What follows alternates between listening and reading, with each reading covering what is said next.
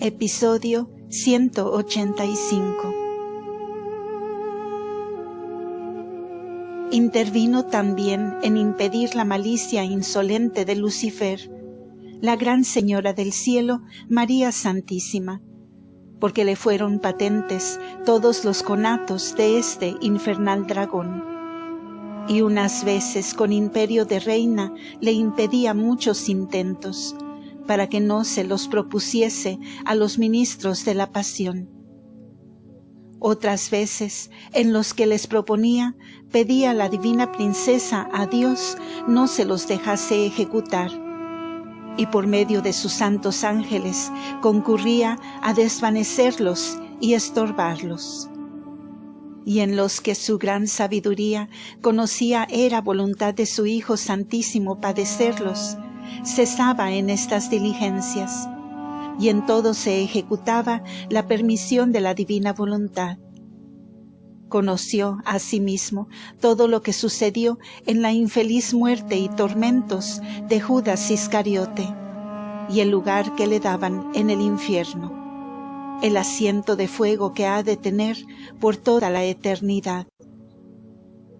Como maestro de la hipocresía y precursor de todos los que habían de negar a Cristo, nuestro Redentor, con la mente y con las obras, desamparando, como dice San Jeremías, las venas de las aguas vivas, que son el mismo Señor, para ser escritos y sellados en la tierra, y alejados del cielo, donde están escritos los predestinados. Todo esto conoció la Madre de Misericordia, y lloró sobre ellos amargamente, y oró al Señor para la salvación de los hombres, y suplicándole los apartase de tan gran ceguera, precipicio y ruina, pero conformándose con los ocultos y justos juicios de su providencia divina. Doctrina que me dio la Reina del Cielo, María Santísima. Hija mía, admirada estás, y no sin causa, de lo que has entendido y escrito de la infeliz suerte de Judas Iscariote y de la caída de los apóstoles, estando todos en la escuela de Cristo, mi Hijo Santísimo, criados a los pechos de su doctrina, vida, ejemplo y milagros, y favorecidos de su dulcísima mansedumbre y trato, de mi intercesión y consejos, y otros beneficios que recibían por mi medio. Pero de verdad te digo, que si todos los hijos de la Iglesia tuvieran la atención y admiración que este raro ejemplo les puede causar, en él hallarán saludable aviso y escarmiento para temer el estado peligroso de la vida mortal, por más favores y beneficios que reciban las almas de la mano del Señor, pues todo parecerá menos que verle, oírle, tratarle y tenerle por dechado vivo de santidad. Y lo mismo te digo de mí, pues a los apóstoles di amonestaciones, y fueron testigos de mi santa e inculpable conversación, y de mi piedad recibieron grandes beneficios. Les comuniqué la caridad que de estar en Dios se dimanaba de su majestad a mí.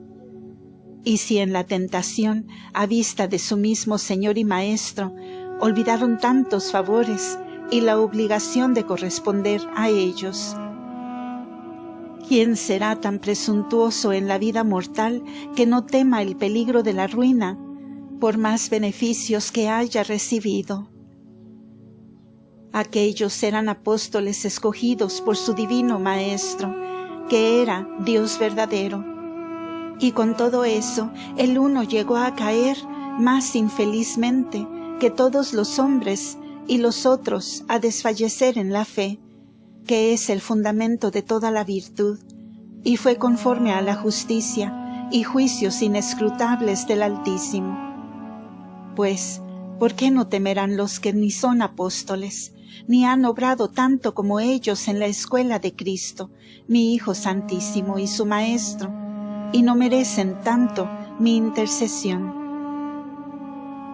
de la ruina y perdición de Judas Iscariote y de su justísimo castigo, dejas escrito lo que basta para que se entienda a cuál estado pueden llegar y llevar los vicios y la mala voluntad a un hombre que se entrega a ellos y al demonio, y desprecia los llamamientos y auxilios de la gracia.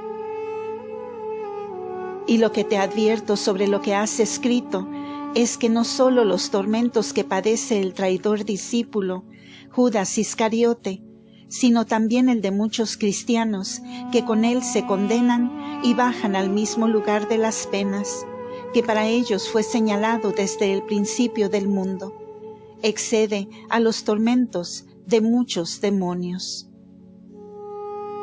Porque mi Hijo Santísimo no murió por los ángeles malos, sino por los hombres.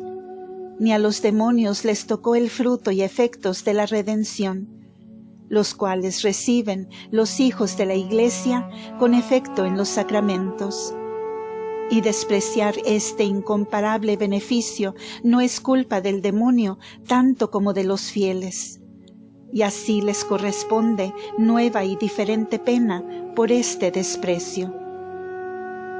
Y el engaño que Lucifer y sus ministros padecieron, no conociendo a Cristo por verdadero Dios y Redentor hasta la muerte, siempre atormenta y penetra las potencias de aquellos malignos espíritus, y de este dolor les resulta nueva indignación contra los redimidos, y mayor contra los cristianos, a quienes más se les aplica la redención y sangre del Cordero.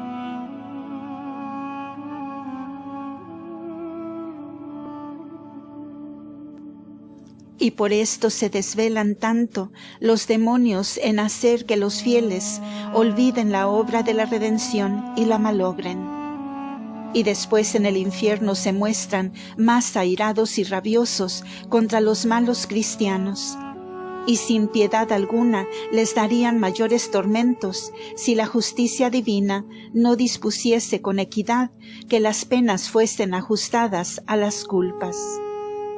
No dejando esto a la voluntad de los demonios, sino tasándolo con su poder y sabiduría infinita, que aún hasta aquel lugar alcanza la bondad del Señor.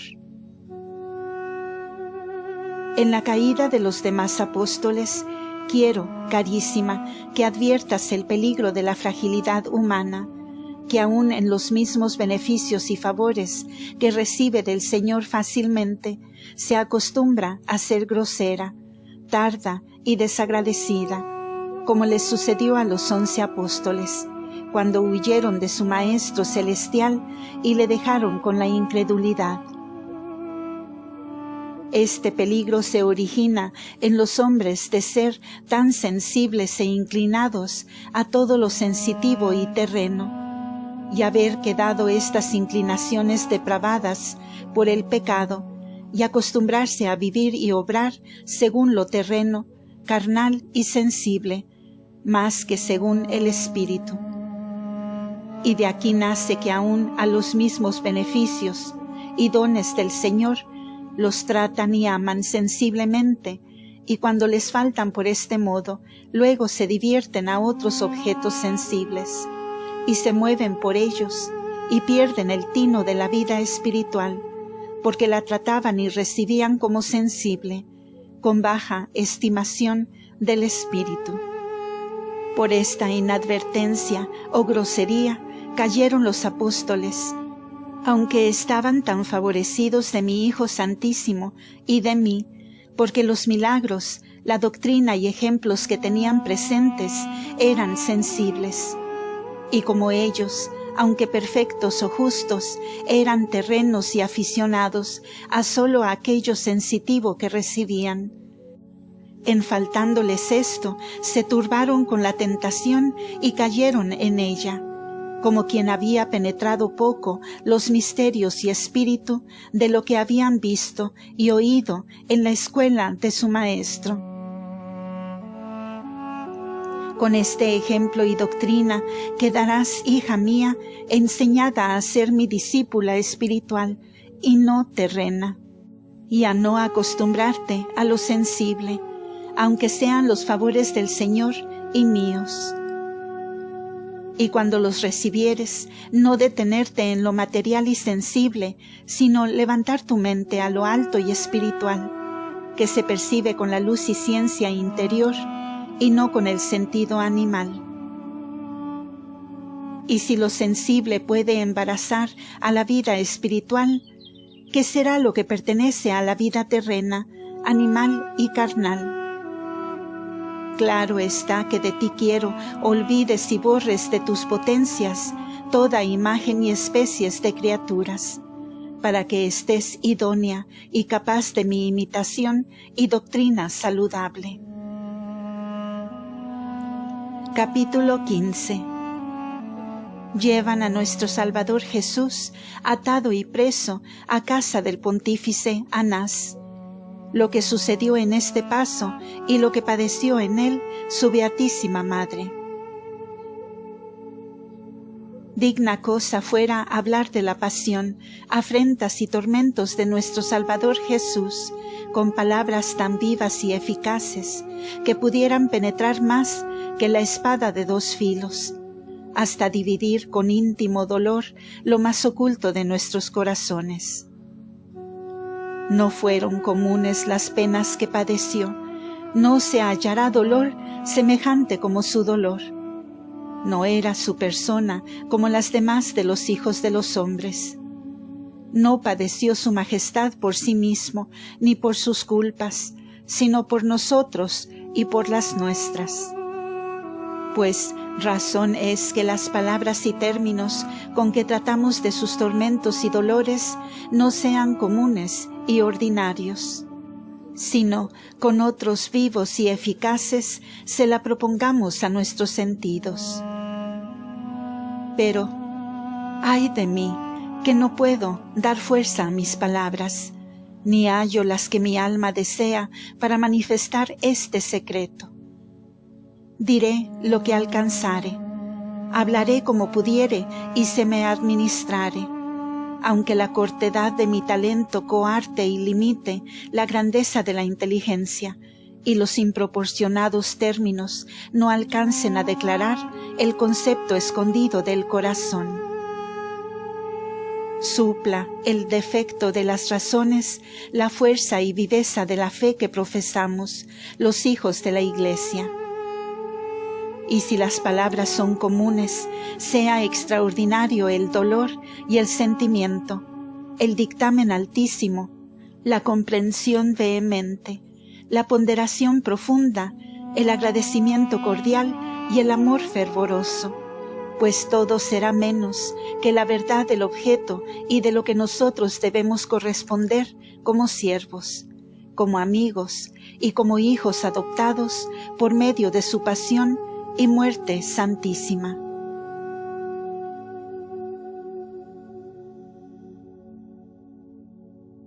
Atado y preso, el mansísimo Cordero Jesús fue llevado desde el huerto a casa de los pontífices, y primero a la de Anás.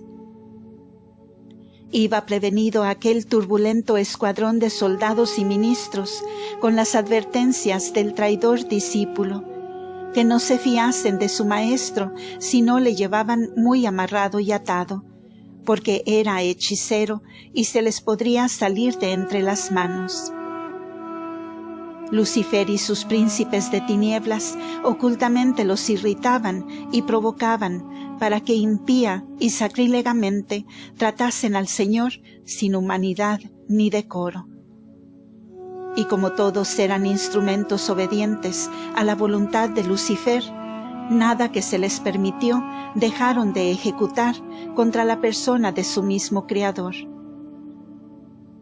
Atáronle con una cadena de grandes eslabones de hierro, con tal artificio que rodeándosela a la cintura y al cuello, sobraban los dos extremos, y en ellos había unas argollas o esposas con que encadenaron también las manos del Señor, que fabricó los cielos y los ángeles y todo el universo. Y así, argolladas y presas, se las pusieron, no al pecho, sino a las espaldas. Esta cadena llevaron de la casa de Anás el pontífice, donde servía de levantar la puerta de un calabozo que era levadiza. Y para el intento de aprisionar a nuestro divino Maestro, la quitaron y la acomodaron con aquellas argollas y cerraduras, como candados, con llaves de golpe. Y con este modo de prisión nunca oída, no quedaron satisfechos ni seguros, porque luego sobre la pesada cadena le ataron 2 sogas harto largas. La una echaron sobre la garganta de Cristo nuestro Señor, y cruzándola por el pecho le rodearon el cuerpo, atándole con fuertes nudos, y dejaron 2 extremos largos de la soga para que de 2 de los ministros o soldados fuesen tirando de ellos y arrastrando al Señor. La segunda soga sirvió para atarle los brazos, rodeándola también por la cintura, y dejaron pendientes otros 2 cabos largos a las espaldas, donde llevaba las manos, para que otros 2 tirasen de ellos.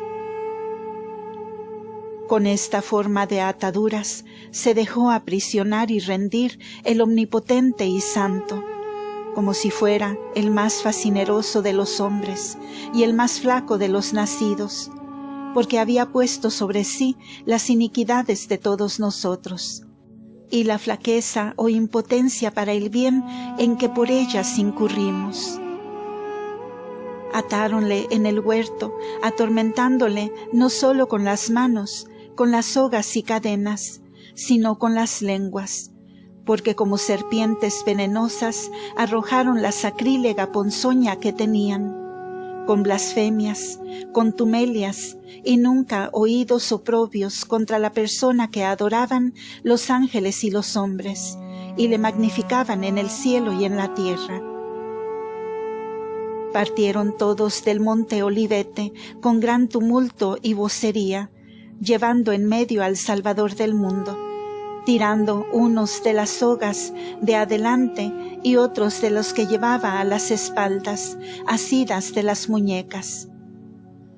Y con esta violencia nunca imaginada, unas veces le hacían caminar a prisa, atropellándole, otras le volvían atrás y le detenían, otras le arrastraban a un lado y a otro, a donde la fuerza diabólica los movía.